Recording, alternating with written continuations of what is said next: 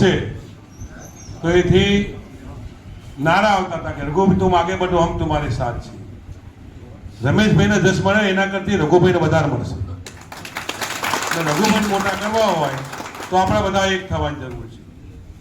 રઘુભાઈએ ભાષણમાં કહ્યું કે કોંગ્રેસના શાસન વગર રબારિયાને ભેંસો ચારવા માટે કે તમામે તમામ કામ કરવા માટે મંડળીઓને જમીન આપી. એ જમીન ખાલસા કોને કરાવી એવું નામજોગ બોલીશ.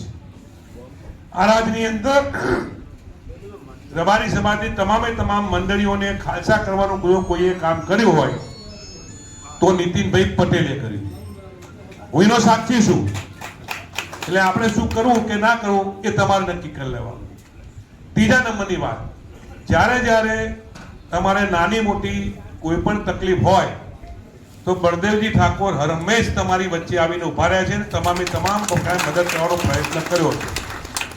બીજું કે જે ભારતીય જનતા પાર્ટીના લોકો તમને મત માંગવા ભારતીય જનતા પાર્ટીના લોકો તમારી વચ્ચે આવે છે, મારે એમને એટલો તમારા આગળ સવાલ કરાવવો છે કે રબારી સમાજનો કોઈ પણ આઈપીએસ અધિકારી હોય, ડેપ્યુટી કલેક્ટર, મામલતદાર હોય કે પીઆઈ હોય કે પીએસઆઈ હોય કે આપણો સામાન્યમાં સામાન્ય કોન્સ્ટેબલ હોય, જે લોકો મત લેવા માટે આવે છે એને સોસાયટીમાં કોઈ ઘર ભાડે આપે છે ખરા? રબારી ના અપાય, ઠાકોરને ન અપાય, દરબારને ન અપાય તો એવા લોકોને મત અપાય? તમારે શું કરવું છે પેલા નક્કી કરી લો.